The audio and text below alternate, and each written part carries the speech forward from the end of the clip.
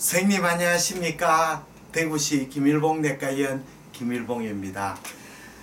오늘 2018년 2월 3일 세종대 강개토관 컨퍼런스룸 지하 1층에서 직선제 대한산부인과 의사회가 주재하는 제5차 세미나 그레이트 액티비티 SGA 강의가 있습니다. 이날 그 초음파 심포지움은 간장 그리고 갑상선 경동맥을 위주로 이 초음파 핸즈온 코스 위주로 강의가 핸즈온 코스 실습이 진행됩니다. 이날에는 대구 김일봉 내과 김일봉 초음파 교실 그리고 서울 메디컬 초음파 아카데미에 선생님들이 참여해서 이 핸즈온 코스를 진행합니다. 저는 이 서울 메디컬 초음파 아카데미 이사장으로 일을 맡고 있고 또 대구 김일봉 초음파 교실의 이 리더로서 책임을 담당하고 있습니다. 이날 강의에 강의가 없고 핸즈온 코스로만 진행됩니다. 그래서 이 동영상으로서 미리 참가하시는 산부인과 선생님을 위해서 해설 강의를 하고자 합니다.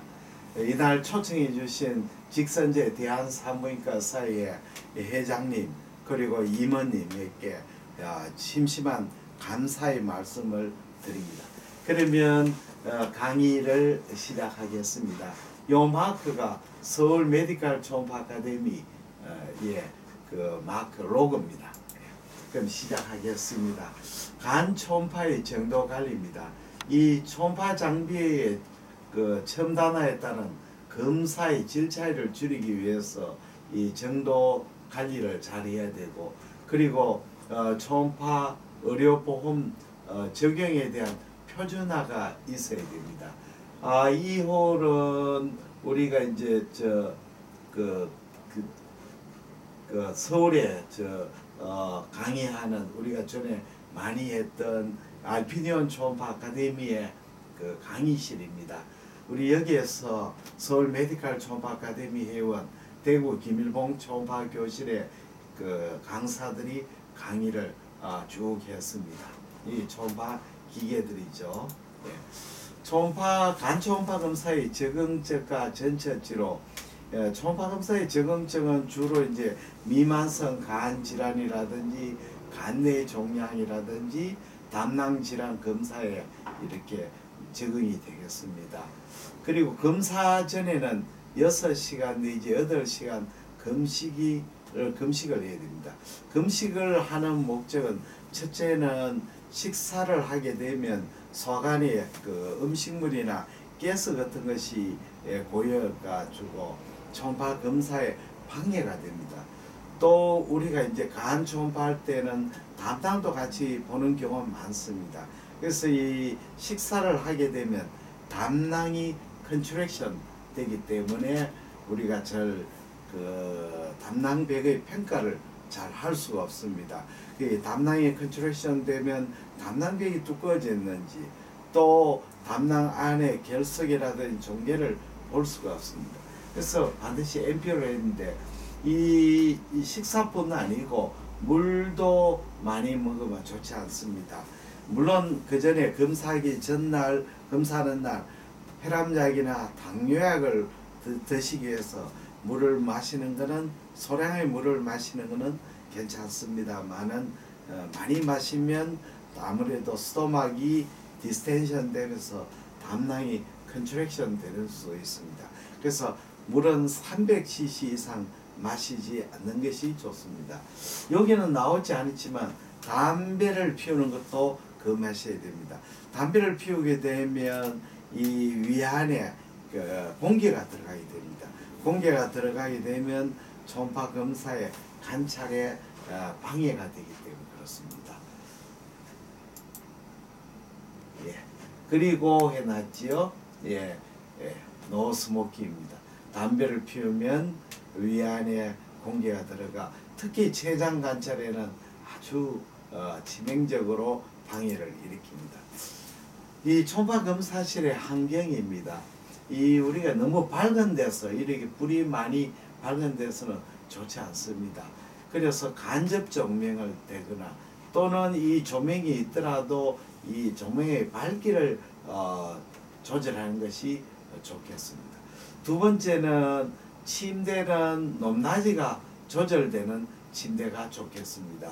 이 초음파 검사할 때 검사자가 환자보다 좀 더 높은 위치에서 하는 게 좋습니다.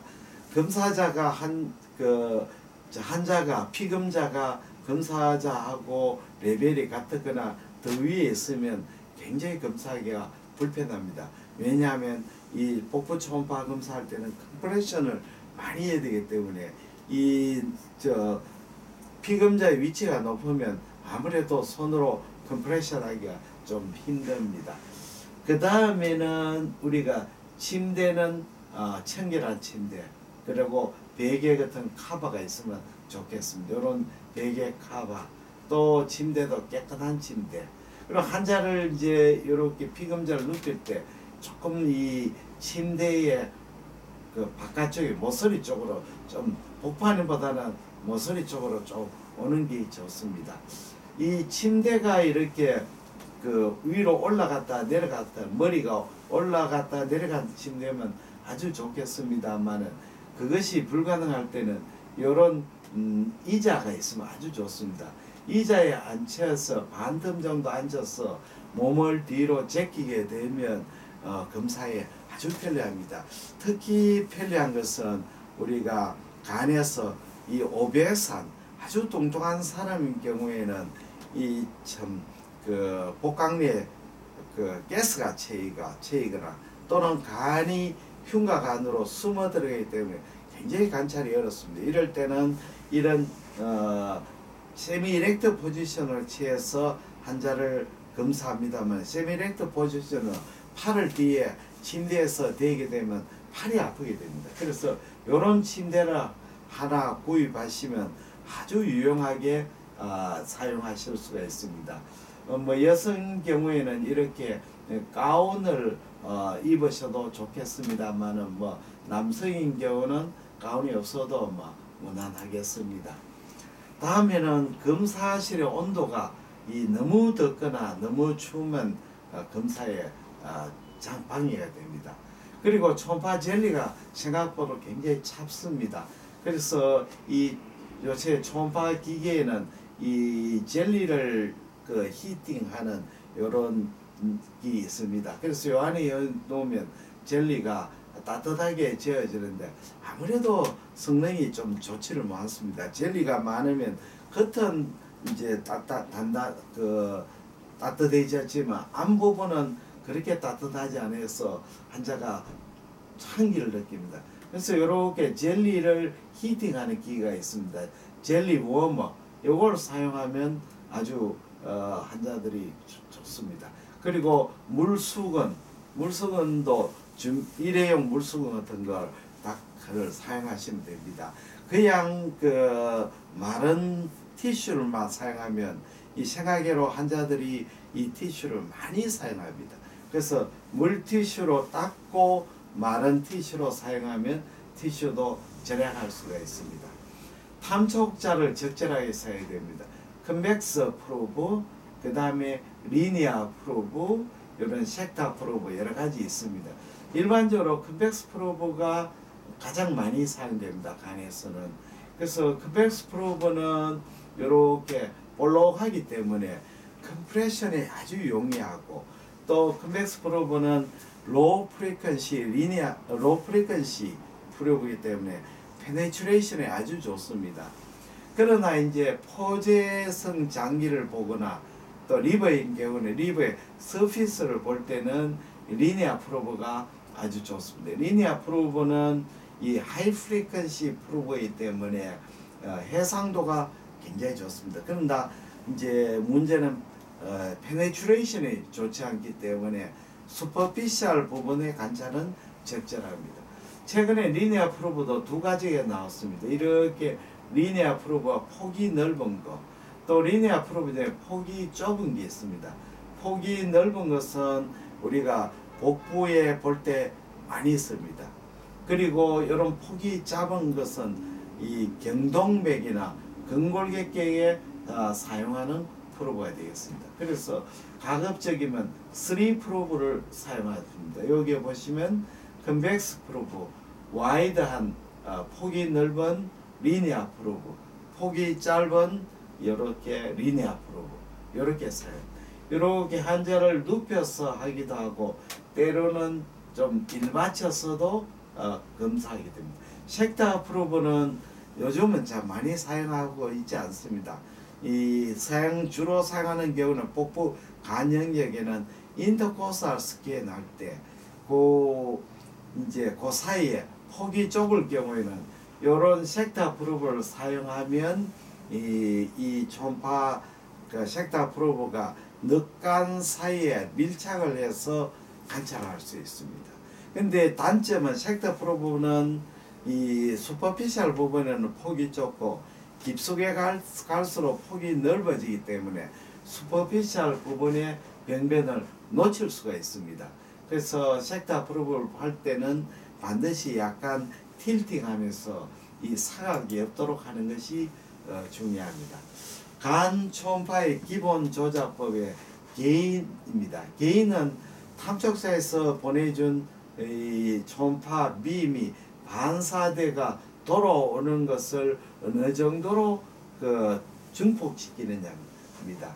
이렇게 이제 게인을 낮게 하게 너무 높게 하게 되면 이렇게 밝게 되고, 게인을 낮춰버리면 너무 어둡게 됩니다.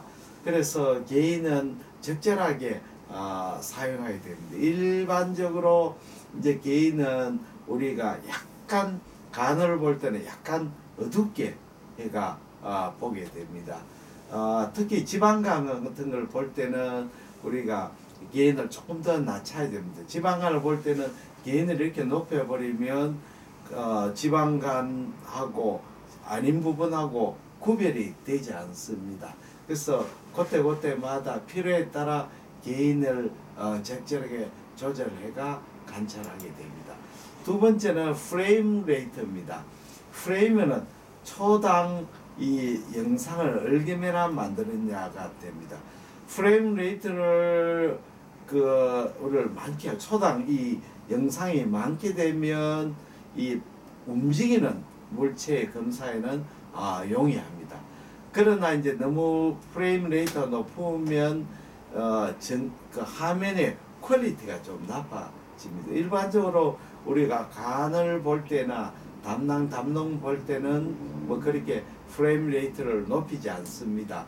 그러나 이제 심장을 보거나 또는 움직이는 페리스탈시스가 있는 그런 장기를 볼 때는 프레임 레이트를 높이게 되겠습니다. 프레임 레이트죠. 다음에는 다이나믹 레인지입니다. 다이나믹 레인지는 이제 우리가 초음파에서 영상이 나오는 범위를 정하는 겁니다.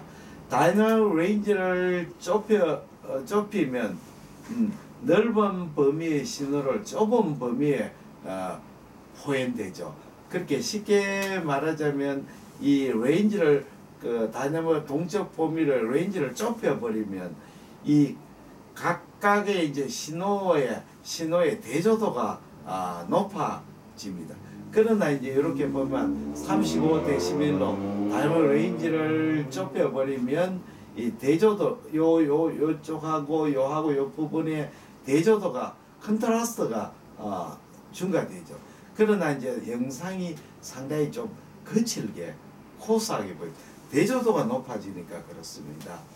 근데 대조도를 보시면 35에서 45, 55, 65, 75, 85 이렇게 대조도를 높여버리면 각각의 영상의 컨트라스트가 감소하게 되죠.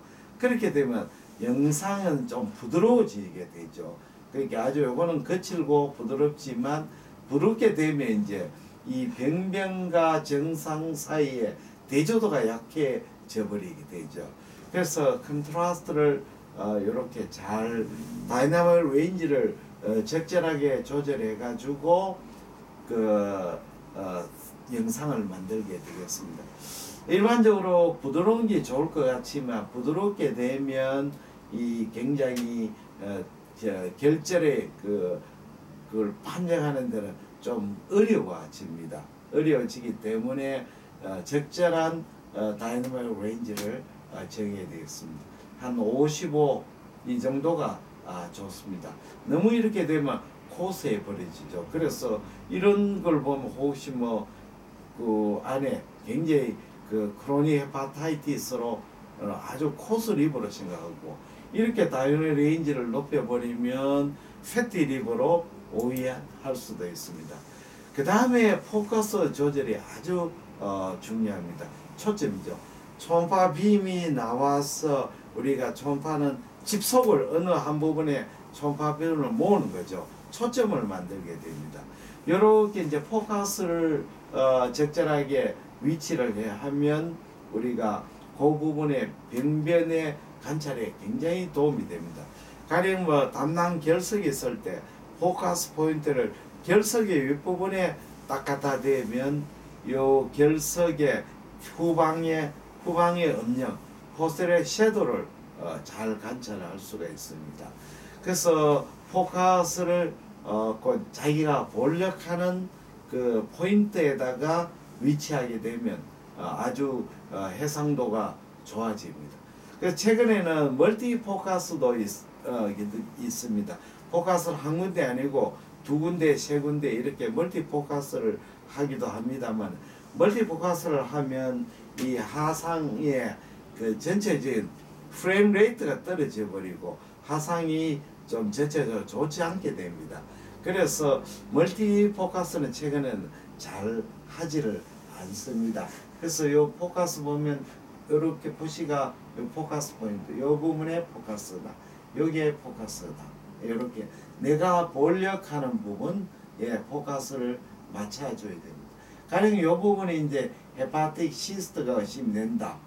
그러면 후방 음량 증강을 아는 것이 굉장히 중요하죠. 그래서 포커스 포인트를 바로 자기가 볼력하는 헤파틱 시스트가 의심되는 부분에 바로 포커스 포인트를 위치하면 되겠습니다. 그 다음에 뎁스를 조절하는 게 중요합니다. 이 뎁스라고 하는 것은 초음파의 이 빔의 이 깊이죠. 그래서 초음파 화면에 나타나는 깊이를 조절합니다.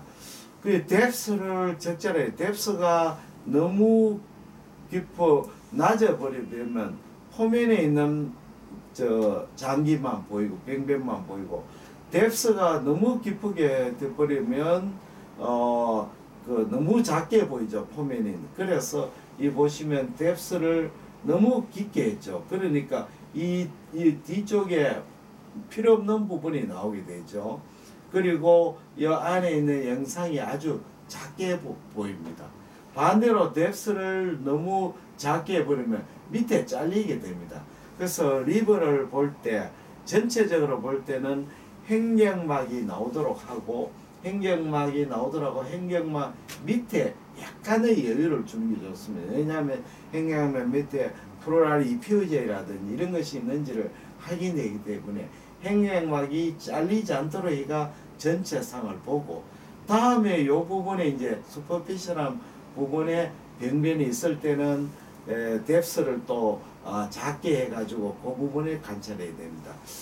중간 부분이 있을 때, 이럴 때는 이 뎁스보다는 줌 기능을 사용하시면 훨씬 더 좋습니다. 지금까지 초음파 기계 사용하는 방법에 대해서 설명을 드렸습니다. 여기에서는 나오지 않았지만 뎁스 줌도 적절하게 사용이 됩니다. 가령 이 부분의 병변을 잘 보려면 뎁스를 낮춰버리면 밑에 잘려버리죠. 이럴 때는 요거 부분을 볼 때는, 중간 부분을 볼 때는 이 줌 기능을 사용하는 것이 굉장히 중요합니다. 또 여기에서는 나오지 않았지만 STC를 또 사용하는 경우가 있습니다. STC 하는 요쪽에 나오는데, 요거는 이제 그 초음파의 그 깊이를 보정합니다. 가령 패티리버나 이런 거 있을 때는 요 부분은 이제 아주 잘 보이지만 요 부분에는 깊숙한 부분은 음향 감쇄가 심해져가 잘 안 보이게 됩니다. 이럴 때는 패티리버나 이럴 때는 게인을 좀 낮추고 그 다음에 SDC를 조절해가 깊숙하게 있는 부분에 깊은 부분에 그 센시티비티 게인을 올려주면 훨씬 하부에 잘 보이게 됩니다. 그래서 지방 침륜이 있거나 이런 사람인 경우에는 게인을 좀 낮추고 그 다음에 뎁스를 게인을 좀 낮추고 그 다음에 그걸 조절해 주면 좋습니다. 우리가 이제 요즘은 와이드 밴드거든요. 이 초음파의 컨벡스 프로브가 고정이 돼 있지, 주파수가 고정이 돼 있고 주파수를 변화할 수 있습니다.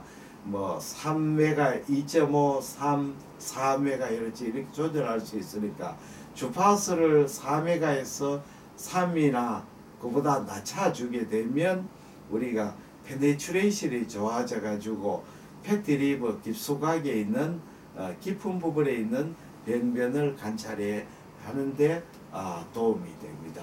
그래서 우리가 초음파기기에 일상적으로 사용하는 그 장치는 가장 많이 쓰는 것은 게인이고 그 다음에는 포커스고 그 다음에 뎁스 세 가지가 가장 많이 사용됩니다. 간 초음파 강의 해설 첫 번째 시간을 마치겠습니다. 곧 이어서 두 번째 시간을 하게 되겠습니다.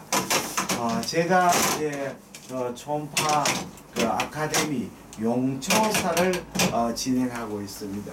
용초사는 초음파를 배우시는 의사 선생님이 초음파 아카데미입니다. 2018년 1월 27일부터 2월 10일까지 제20기 용초사 아카데미를 진행합니다. 장소는 서울역 디오빌 오피스텔입니다. 1월 27일부터 2월 11일까지 총 8차례, 2주간에 8차례 초음파 워크숍을 진행합니다. 강의는 저하고 서울 메디컬 초음파 아카데미 강사님들이 수고하십니다. 문의는 대구 김일봉내과 053-743-2089 010-4531-2089 ilbongkm 한메일.net로 연락하시면 됩니다. 그리고 이 용초사에 참여하신 분에게는 제가 만든 초음파 스캔법 동영상 DVD를 저기에 USB에 담아가지고 드립니다. DVD는 초음파기의 사용법부터 복부 전 영역, 갑상선, 경동맥까지 포함되어 있습니다. 이 용초사에 참여하신 분은 선물로 드리고 용초사에 참여하지 않으시더라도 제 병원에 연락하시면 DVD를 우송해 드립니다. 우송료를 포함해서 33만 원이 됩니다. 간 초음파 스캔법 첫 번째 시간을 마치겠습니다. 대단히 감사합니다. 안녕히 계십시오.